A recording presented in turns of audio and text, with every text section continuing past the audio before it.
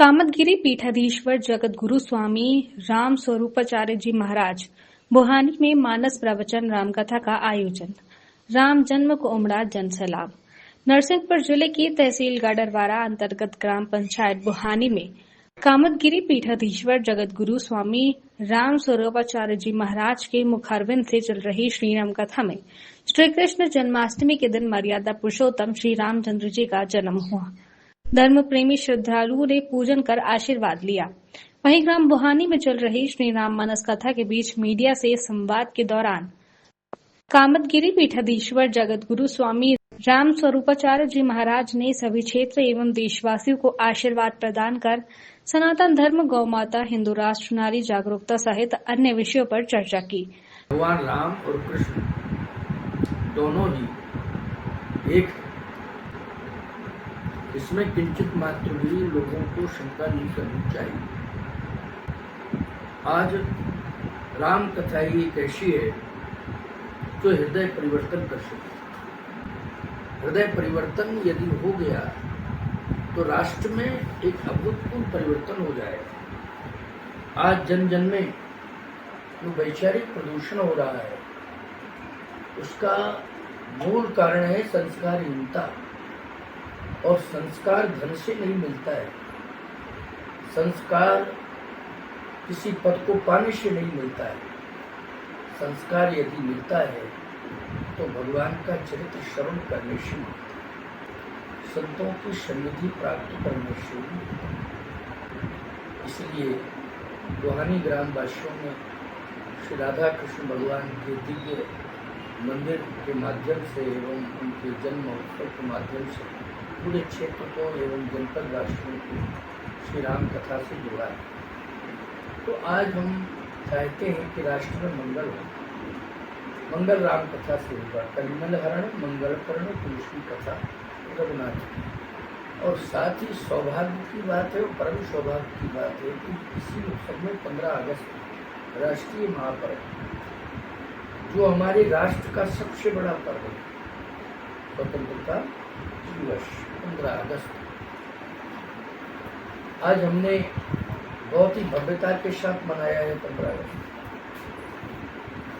गांव-गांव से तिरंगा यात्रा निकाली गई है, शहर शहर से, डगर डगर से।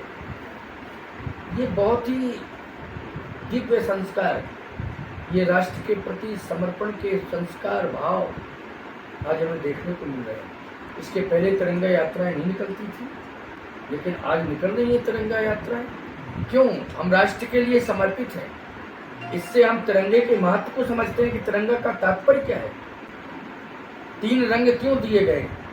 इसलिए दिए गए हैं। एक हरा रंग है, हरितमा आनी चाहिए। वृक्षों को नहीं उजाड़ना है, हमें वृक्षों को सुरक्षित करना है, हरितमा आनी चाहिए। ये तिरंगा झंडा हमें शिक्षा दे रहा है। भारत माता का यही संदेश है। दूसरा, आपने देखा होगा कि लाल रंग है। ये लाल रंग क्या है? ये प्रकाश का प्रतीक है। इसको हमें ये नहीं मानना चाहिए कि लाल को हम, लाल का तात्पर्य रक्त से नहीं होता है। लाल का तात्पर्य होता है प्रकाश से। जैसे हमने राम जी का जन्म किया तो राम लाल उनका नाम रखा। क्या रखा नाम? राम लाल। इसका अर्थ क्या हुआ? राम जी प्रकाश देने वाले, लाल मानी प्रकाश। जब सबसे पहले प्रकाश आता है तो लालिमा ही तो आती है। तो लाल का अर्थ है प्रकाश। यानी हमारा ये तिरंगा झंडा, हमारा भारत माता का ये गौरव हमें हरितमा की शिक्षा दे रहा है। तिरंगा यात्रा का अर्थ है कि गांव गांव में हरियाली आनी चाहिए। तिरंगा झंडा का अर्थ है गांव गांव का प्रकाश सुरक्षित रहना चाहिए, अंधकार दूर हो, प्रकाश आवे। अंधकार दिन में भी है, लड़ाइयाँ हो रही, झगड़े हो रहे हैं, विवाद हो रहे हैं, जाति का विरोध है तो कहीं व्यक्ति में संप्रदाय का विरोध है, तो कभी व्यक्ति में वर्गवाद, क्षेत्रवाद का विरोध है। राष्ट्रवाद आना चाहिए। सफेद मानी सात्विकता का प्रतीक है। हमारा जीवन सात्विकी जीवन होना चाहिए। हमारा जीवन सरल और सहज जीवन होना चाहिए।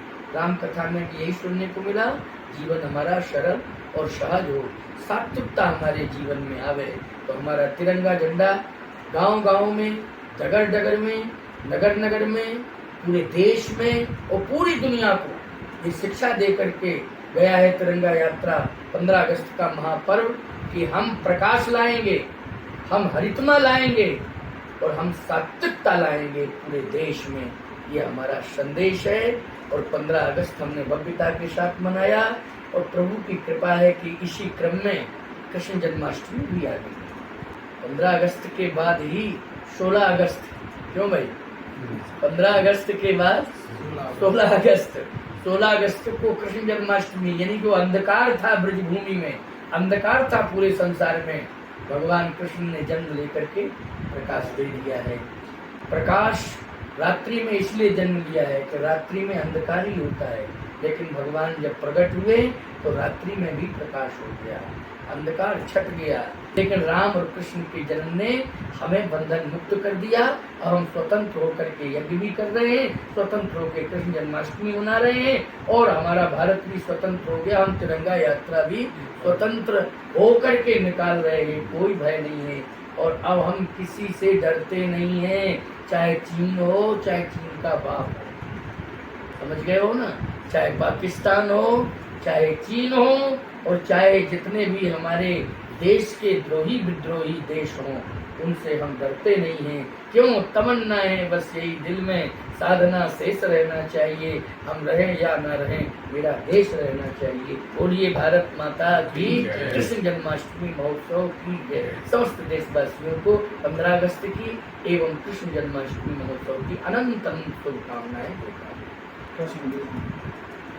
ये जो शराब और जुए का नशा है, ये अशिक्षा का कारण है, सही बात नहीं।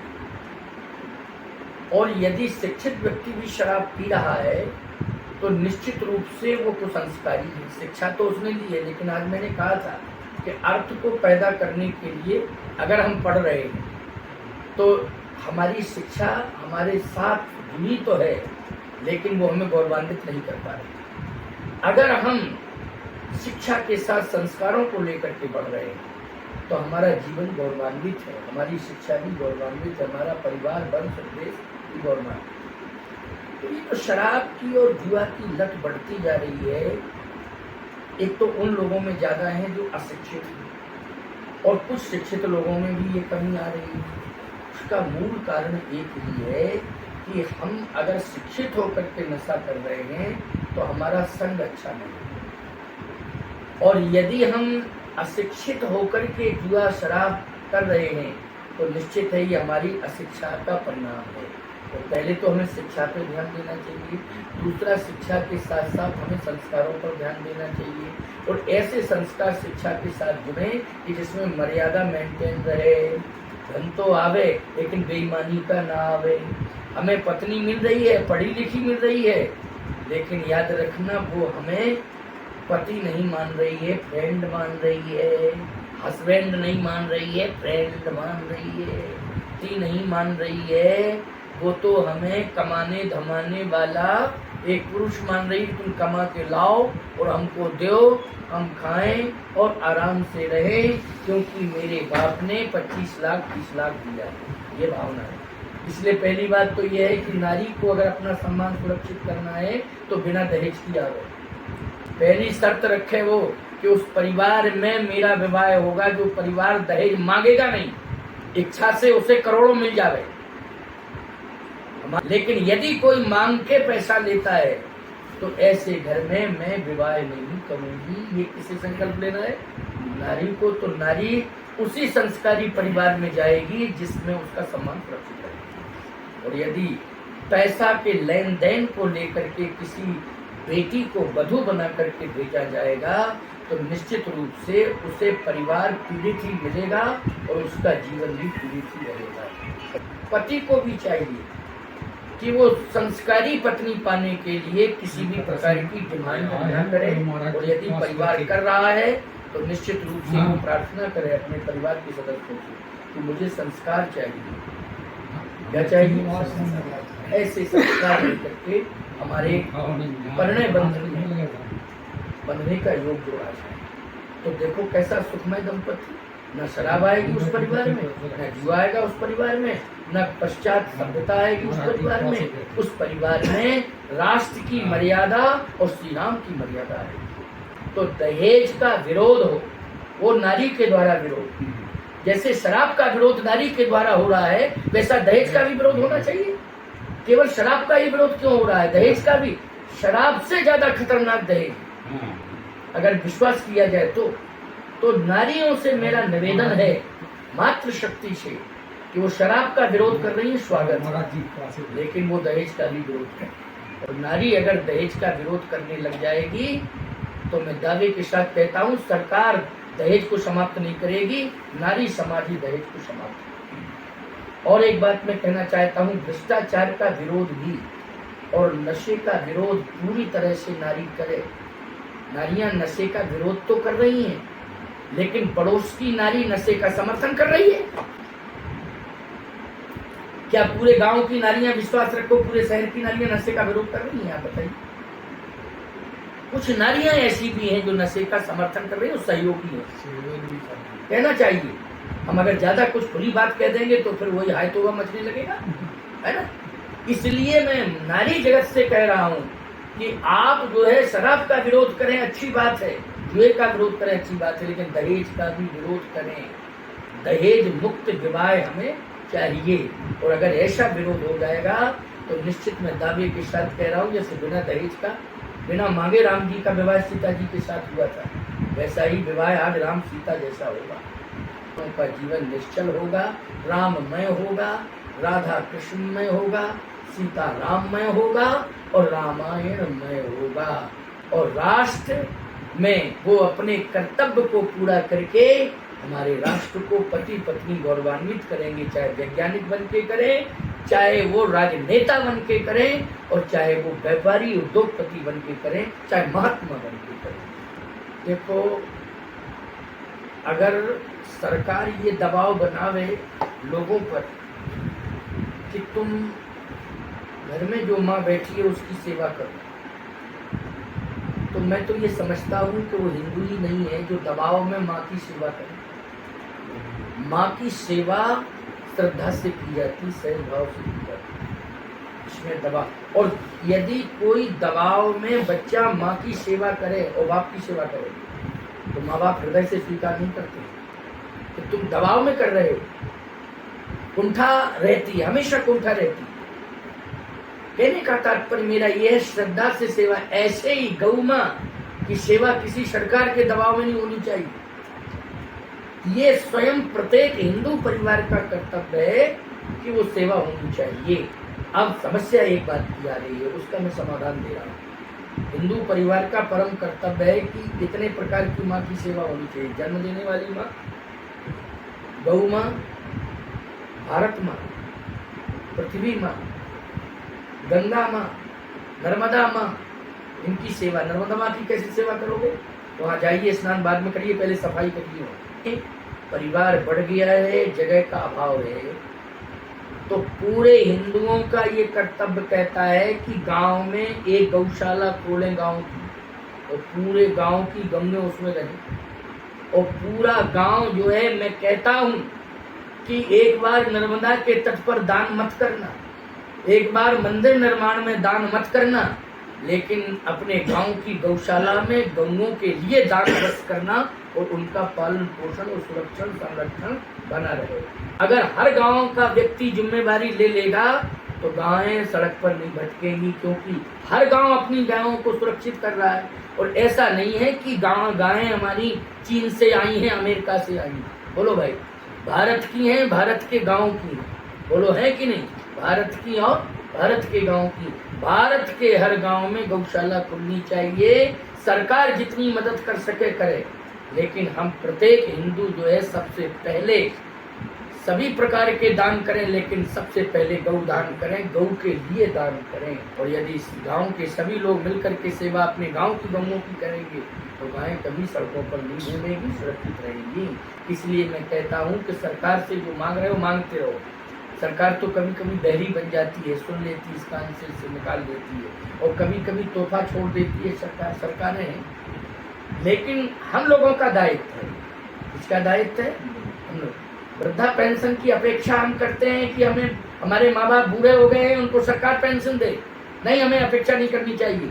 हम स्वयं श्रम करके अपने माँ बाप की सेवा करेंगे। हम आशान्वित नहीं रहेंगे कि सरकार के द्वारा हमें वृद्धा पेंशन सरकार को देना हो, सहज में दे, लेकिन माँ बाप ये इंतजार करें कि महीना कब आएगा और कब हमें वो मिलेगा। ये गलत हो रहा है, ये गलत है। हमारे देश में वृद्धाश्रम भी नहीं खुलने चाहिए।